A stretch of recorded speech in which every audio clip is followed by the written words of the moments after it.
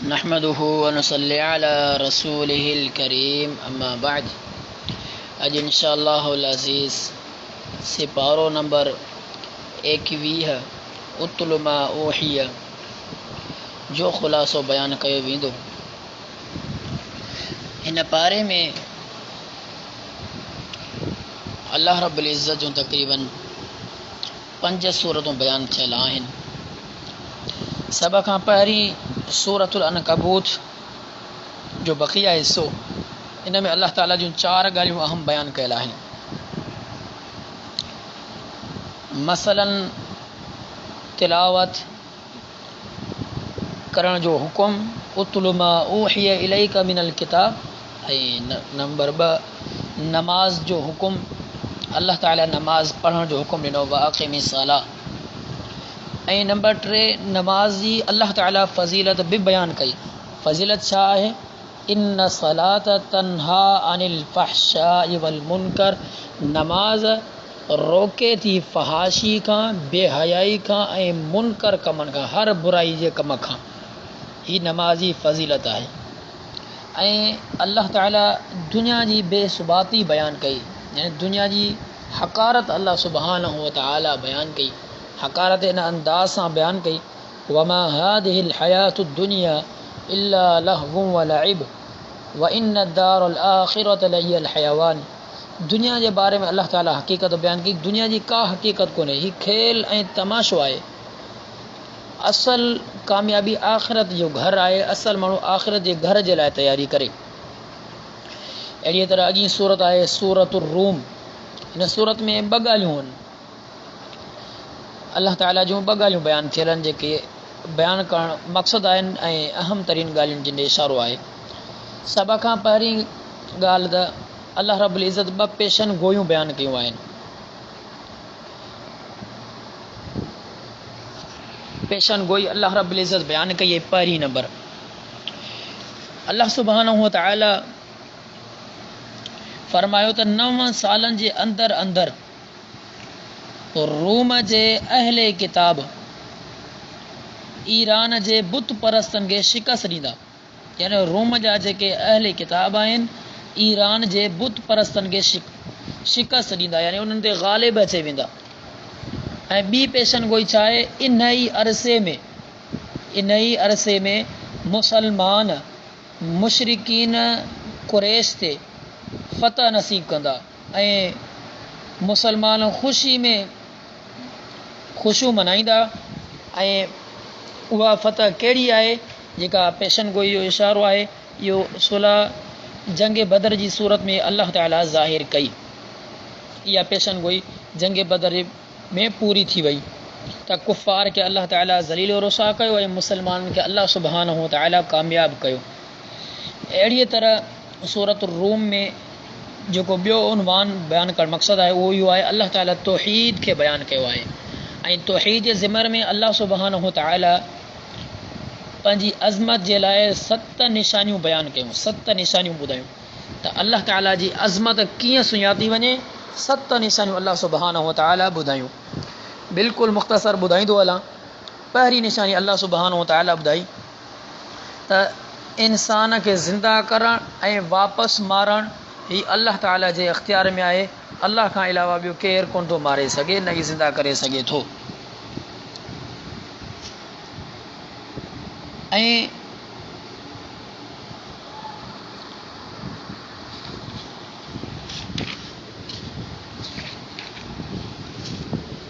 अल्लाह ताला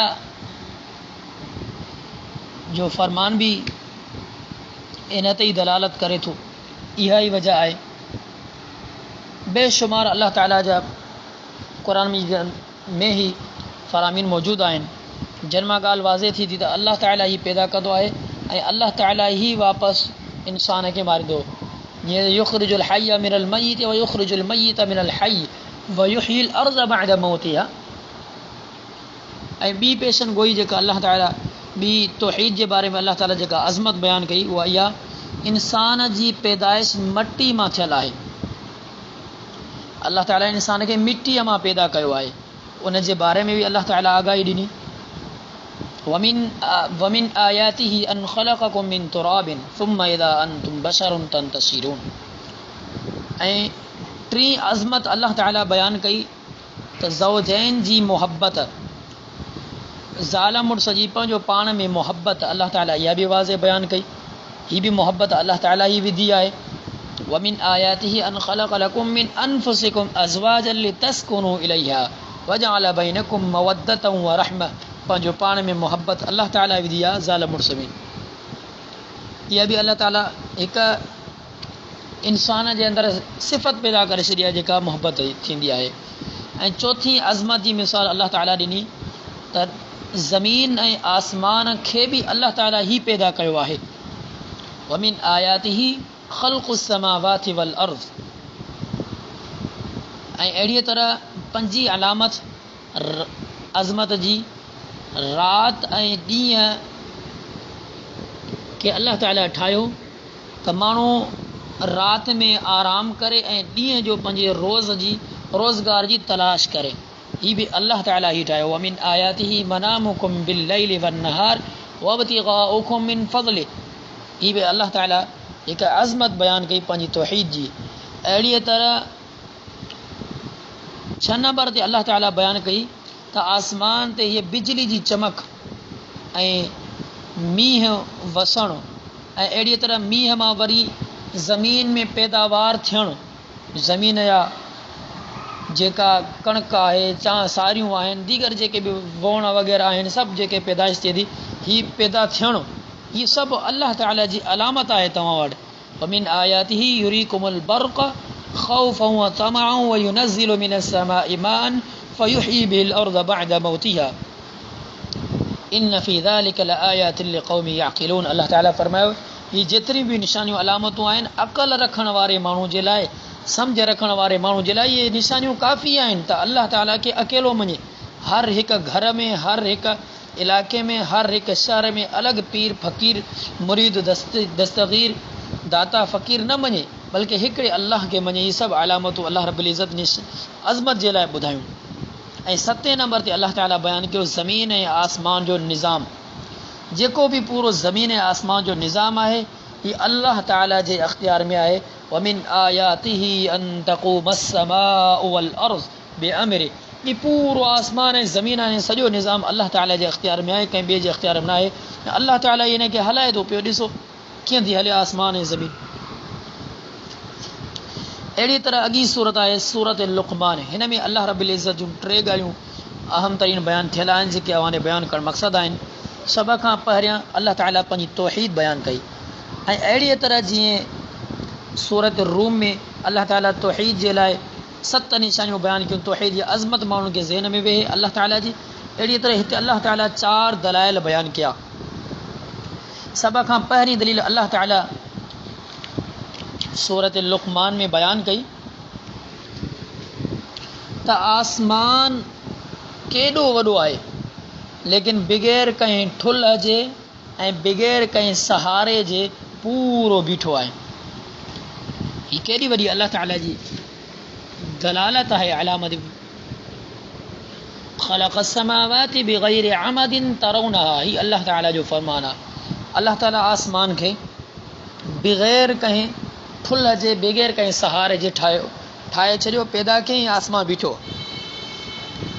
ऐं ॿी दलील अल्लाह ताला ॾिनी त मज़बूत ऐं मुहकम पहाड़ जेके केॾा वॾा पहाड़ आहिनि ज़मीन ते मज़बूत ॻाड़े छॾिया अल्लाह रब्बुल इज़्ज़त त ज़मीन खे हलणु न ॾियनि, त ज़मीन ते माण्हू सुकून सां हले। वअल्क़ा फ़िल अर्ज़ि रवासिय अन तमीद बिकुम वबस्स फ़ीहा मिन कुल्लि दाब्बह। ऐं अहिड़ीअ तरह 3 अलामत अल्लाह ताला जेकी कुदरत जी ॿुधाई आहे इहा त हर ज़मीन ते हलण वारो आवाज़ कढण वारो जानवर जीअं कुतो आहे, गॾ आहे, इन खां अलावा दीगर जेके बि जानवर हशरात आहिनि, जीअं ज़मीन में हलण वारा नांग आहे, अहिड़ीअ तरह ॿिली आहे, जेके बि हशरात आहिनि तव्हां ॾिसो सभिनी जे बारे में अल्लाह ताला छा फरमायो वबस्स फ़ीहा मिन कुल्लि दाब। अल्लाह ताला ज़मीन में हर जानवर खे फहिराए छॾियो। हर जानवर ज़मीन में ॾिसो केतिरा जानवर आहिनि जेके असां सुञाण खां बि ॿाहिरि आहिनि। ज़हरीले जानवरनि में ॾिसो ऐं जेके असांजे अख़्तियार में आहिनि जीअं मिसाल मेंह आहे गऊं आहे उठ आहे अहिड़ीअ तरह घोड़ो आहे अल्लाह ताला घणियूं ॾिस मिसालियूं ॾिनियूं इहे हर शइ अल्लाह ताला ई पैदा कई इहा अल्लाह ताला अलामत ॾिनी त माना तौहीद अल्लाह ताला अकेलो अल्लाह खे मञनि माण्हू। ऐं चौथे नंबर ते अल्लाह ताला बयानु कयो त आसमान तां वसण वारो मींहुं इहो बि अल्लाह ताला ई वसाए थो ॿियो केरु नथो वसाए। ही चार मिसालियूं अल्लाह ताला ॾेई करे अहमियत खे उजागर कयो त हिकिड़े अल्लाह खे माण्हू मञे ॿियो कंहिंखे न मञे अल्लाह। सूरत लुक़मान में ॿी अहम ॻाल्हि अल्लाह ताला जो हिकिड़ो पैगम्बर बल्कि मुफ़स्सिरीन हिनखे हकीम जे नाले सां कयो आहे पैगम्बर न हकीम लुक़मान खे अल्लाह ताला वॾी हिकमत ॾिनी हुई। हिन पंहिंजे पुट खे नसीहतूं काफ़ी कयूं उन्हनि में 5 हिसे में माण्हू तक़सीम करे त सम्झण में आसानी थींदी। सभ खां पहिरीं वसीयत हुन पंहिंजे पुट खे कई त अल्लाह ताला सां गॾु कंहिंखे शरीक न कजां। या बुनैया ला तुशरिक बिल्लाह। ऐं ॿी वसीयत जेका कई त हर नंढी ऐं वॾी शइ ऐं हर अमल अल्लाह ताला उन खे क़यामत जे ॾींहुं आमो साम्हूं कंदो पेश कंदो ज़ाहिर कंदो। माना इन में इशारो हो त हर गुनाह जो कमु हुजे नेकी जो कमु हुजे नंढो हुजे वॾो हुजे अल्लाह ताला हर शइ खे आमो साम्हूं कंदो त इन शइ जो बि ज़हन में रखजां ईअं न थिए तूं को गुनाह करे वेही रहीं। ऐं अहिड़ी तरह अल्लाह ताला अॻिते वसीयत बयानु कई लुक़मान अलैहिस्सलाम जी।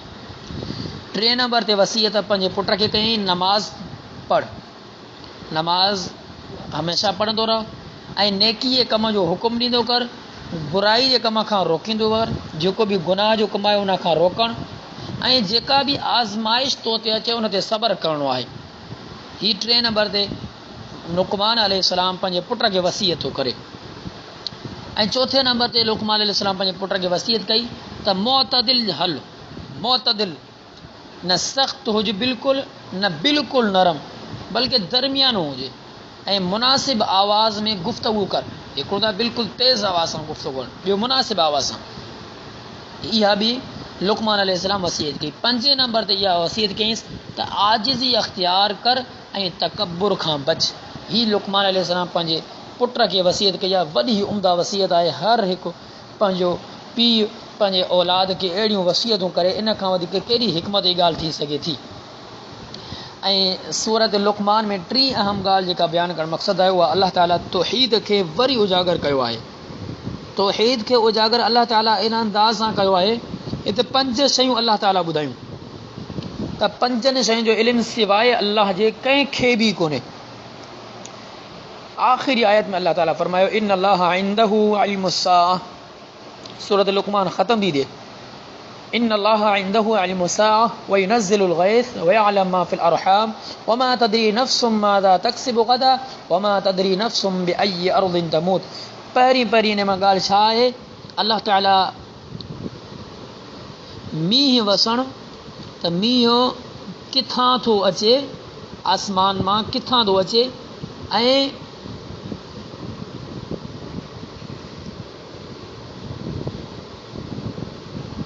ऐं किथे वसंदो।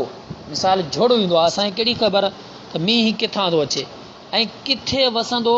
ही मींहुं अल्लाह ताला ई आसमान तां बसि नाज़िल करे थो एतिरो इल्मु आहे। इन खां अलावा का ख़बर न आहे असांखे त किथे वसंदो या त मींहुं कॾहिं थींदो। इहे तमामु शयूं अल्लाह ताला खे इल्मु आहे। इन खां अलावा कंहिं माण्हू खे इल्मु न आहे। अगरचे ही माण्हू कंहिं कैमरा वग़ैरह जे ज़रिए आलात जे ज़रिए मालूम कंदो आहे इहो हिकिड़ो आलात आहे लेकिन इहो बि 100% पूरो न आहे थींदो। बाज़ औक़ात ॿुधायो वेंदो आहे लेकिन उन मां हिकु ॾींहुं मींहुं थींदो आहे या जंहिं जॻह ते ॿुधायो वेंदो आहे उन जॻह ते थींदो ई कोन्हे ॿिए जॻह ते थींदो आहे। इहा ई दलील आहे त इहो अंदाज़ो कंदा आहिनि यक़ीनी तौर ते न आहिनि ॿुधाईंदा। ऐं यक़ीनी तौर ते अल्लाह ताला खे इल्मु आहे हुननि जो अंदाज़ो कॾहिं सच थींदो आहे कॾहिं कूड़ो थींदो आहे। ऐं अहिड़ीअ तरह ॿियो जेको आहे हिते बयानु अल्लाह ताला जेकी ॻाल्हि ॿुधाई उहा इहा आहे त क़यामत कॾहिं ईंदी इन जी बि कंहिंखे बि ख़बर न आहे। कंहिंखे बि इल्मु न आहे क़यामत कॾहिं क़ाइमु थींदी। ऐं टी ॻाल्हि त माउ जे पेट में कहिड़नि वसफ़नि सां ॿारु पैदा थींदो उहा बि कंहिं माण्हू खे ख़बर न आहे। मिसाल जे तौर ते माउ जे पेट में जेको ॿारु आहे उहो नेक इंसानु थींदो या ख़राबु इंसानु थींदो, शराबी थींदो या नमाज़ी थींदो, इहे तमामु शयूं आहिनि, कंहिंखे बि इल्मु न आहे। या माउ जे पेट में कहिड़ो ॿारु आहे, पुटु आहे धीउ आहे, इन जो बि इल्मु न आहे। छो इहा शइ बि इन मां वाज़ आहे। जी मिसाल जे तौर ते बाज़ हिकिड़े एक्सरे वग़ैरह जे ज़रिए मालूम कंदा आहिनि, लेकिन एक्सरे में बि अंदाज़ो लॻायो हीउ तॾहिं मालूम कंदा जॾहिं अल्लाह ताला सही सलामत करे छॾींदो आहे। इन खां पहिरियां मालूम नाहे कंदा। इहा वाज़े दलील आहे। जेकॾहिं अल्लाह ताला तमामु मराइल खां पहिरियां अल्लाह ताला जेकॾहिं जेका पैदाश कई आहे सुञाणीनि, चाहे हू एक्सरा कराइनि तॾहिं बि न थींदो। जॾहिं हू मुकमल सही सलामत ॿारु थी वेंदो आहे तॾहिं हू अंदाज़ो लॻाईंदा आहिनि। ऐं ॿी ॻाल्हि त उहो अंदाज़ो बि जेको एक्सरे ते थींदो आहे बाज़ औक़ात उलट थी वेंदो आहे। अल्लाह ताला धीउ ॾेखारी वेंदी आहे पुटु थी वेंदो आहे, पुटु ॾेखारी वेंदो आहे धीउ थींदी आहे। ऐं टी इन मसइले में ॻाल्हि, छो त हीउ वॾो ई इख़्तिलाफ़ अॼु दौर में माण्हू कंदा आहिनि, काफ़ी सुवालात बि थींदा आहिनि त अल्लाह ताला जे हिन फ़रमान खे माण्हू आम रखे, सिर्फ़ु ख़ासि न करे मर्द ऐं औरत सां, इंसान जिन सां, बल्कि हीउ हुकुम अल्लाह ताला जो हर हिकु शइ जे लाइ आहे। मेंह आहे, बकरी आहे, उठ आहे, ॻऊं आहे, इहे जेके बि जिन्सूं आहिनि इन जे मादा में हीउ हुकुम लागू कयो वेंदो। ऐं जेको बि ज़मीन में हलण वारो जानवर आहे सभिनी खे पाण लॻाए इन शइ जो अंदाज़ो लॻाए त इन्हनि खे केरु थो सुञाणे, केर बि इन्हनि जो इहातो न करे सघंदो। इहा आहे हिन जी माना। ऐं चौथे नंबर ते अल्लाह ताला ॿुधाई त मौत कॾहिं ईंदो ऐं किथे ईंदो इन जी बि कंहिंखे ख़बर न आहे। ऐं पंजे नंबर ते अल्लाह ताला ॻाल्हि ॿुधाई त इंसानु सुभाणे जे ॾींहुं कहिड़ो कमु कंदो इंसान खे इहा बि ख़बर न आहे, इहो बि अल्लाह ताला खे ई इल्मु आहे। अहिड़ीअ तरह अॻिते सूरत आहे सूरत सजदा, इन में 4 ॻाल्हियूं आहिनि, बिल्कुलु मुख़्तसर बयानु कंदो हलां। पहिरीं ॻाल्हि हुरूफ़ मुक़त्तआत जे ज़रिए अल्लाह ताला क़ुर मजीद जी अज़मत बयानु कई। ऐं ॿी ॻाल्हि अल्लाह रब्बुल इज़्ज़त तौहीद जी अहमियत वरी उजागर कई। आसमान ऐं ज़मीन जो ख़ालिक़ अल्लाह ई आहे ऐं हर कम जी तदबीर करण वारो इहो बि अल्लाह ई आहे। इहे काफ़ी मिसालियूं अल्लाह ताला ॾिनियूं त इंसान खे मुख़्तलिफ़ मराहिल खां पेट में तय करे, हिकु क़तरे मां पैदा करे, मुख़्तलिफ़ मराहिल खां तय करे हिकु इंसानी सूरत ख़ूबसूरत सूरत में अल्लाह ताला आंदो। इहा बि अल्लाह ताला जी हिकु अलामत दलालत आहे अल्लाह ताला जे ख़ालिक़ हुजण जी। ऐं टी ॻाल्हि हिन में आहे क़यामत जो ज़िक्र आहे। क़यामत जे ज़िक्र में अल्लाह ताला हिते बयानु कयो त मुजरिम माण्हू उन ॾींहुं उनजो शर्म जे मारे मथो हेठि हूंदो ऐं उन ते ज़िल्लत हूंदी, मथे ते चहिरे ते ज़िल्लत हूंदसि ऐं दुनिया में हू वापसि अचण जी तमन्ना कंदो। जॾहिं त मोमिनीन जेके हूंदा तमामु हर क़िस्म जी तकलीफ़ खां बरी हूंदा ऐं अल्लाह ताला उनखे नेमतूं ॾींदो ऐं राहतूं अल्लाह ताला उनखे उन वक़्तु ॾींदो। ऐं चौथी ॻाल्हि सूरत सजदा में जेका आहे रिसालत आहे। अल्लाह ताला रिसालत खे बयानु कयो आहे।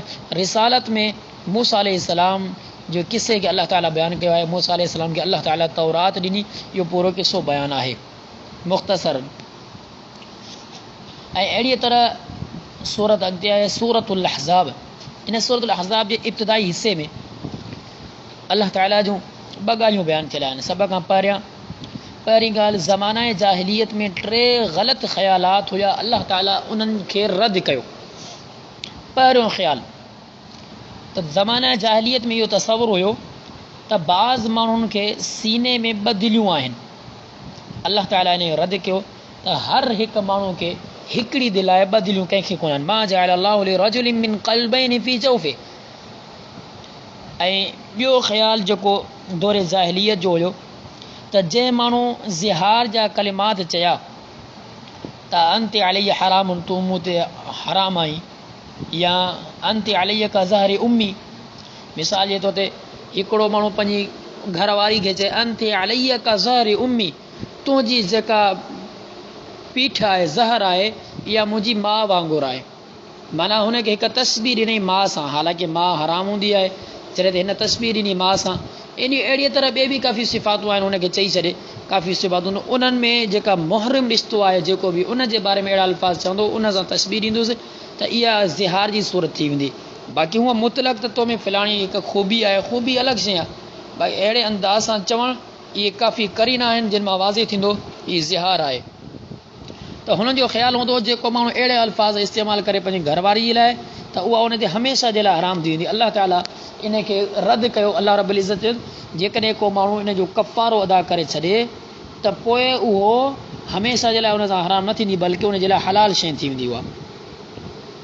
ऐं अहिड़ीअ तरह टीं ॻाल्हि जेका बयानु थियल आहे ख़्याल वारी ग़लति ख़्याल जी, उहा इहा आहे जेको उहो ॿारु हूंदो हो जंहिंखे परवरिश कराईंदा हुया ऐं इन खां बाद उनखे हिकिड़ो ज़बानी एतबार सां चवंदा हीअ असांजो पुटु आहे। जीअं असांजे दौर में काफ़ी अलॻि आहे, कंहिं भाउ जे पुट खे कंहिं चाचे जे पुट खे कंहिंखे माण्हू चई रखंदो आहे हीउ मुंहिंजो पुटु आहे, भाउ हिनखे मां पंहिंजे घर में तातियो आहे ऐं मूंखे औलाद कोन्हे, मां वठी करे हिनखे माना खाइणु प्यारु कयो आहे ऐं परवरिश कई अथमांसि, हीउ मुंहिंजो पुटु आहे। पर हिन खे जाहिलियत जे दौर में हक़ीक़ी पुटु सम्झियो वेंदो हुयो ऐं इन ॾे ई मनसूब कयो वेंदो हुओ जेको हिनखे परवरिश कंदो हुयो, हालांकि हुयो हक़ीक़ी ॿिए कंहिंजो। पोइ इन अंदाज़ सां अलाह ताला इन खे बि रद्द कयो। उदऊहुम लिआबाइहिम हुव अक़सतु इंदल्लाह। अलाह ताला फरमायो पंहिंजे पीउ ॾे असुलु निस्बत कयोसि, इहा ई ज़्यादा हक़दार ॻाल्हि आहे त उहो पंहिंजे पीउ ॾे ई औलाद मनसूब थिए। ऐं सूरत अल-अहज़ाब जे इब्तिदाई हिसे में ॿी ॻाल्हि आहे उहा ग़ज़वात जी आहे। ॿिनि ग़ज़वनि खे अलाह ताला बयानु कयो, ग़ज़वाए अहज़ाब ऐं ग़ज़वाए बनी क़ुरैज़ा। इन्हनि जो बिल्कुलु इख़्तिसार सां गुफ़्तगू करे ॻाल्हि ॿुधायां। ग़ज़वाए अहज़ाब में तमामु काफ़िर मिली आया हुआ ऐं उन्हनि जी इहा ज़हन में ॻाल्हि हुई त सभु मिली करे मुसलमाननि ते हमिलो कयो ऐं मुसलमाननि खे बिल्कुलु ख़तमु करे छॾियो। ऐं मुसलमाननि ते हमिलो कयो वियो ऐं पूरे मुसलमान जे चारों तरफ़ उन्हनि ख़ैमा लॻाए करे बि वेही रहिया। मुसलमान ॿाहिरि न निकिता, अंदरि एतिरे क़दुरु ज़मीन खे खोटरे करे अंदरि ज़मीन में रहिया खॾ कढनि करे, लेकिन ॿाहिरि न निकिता।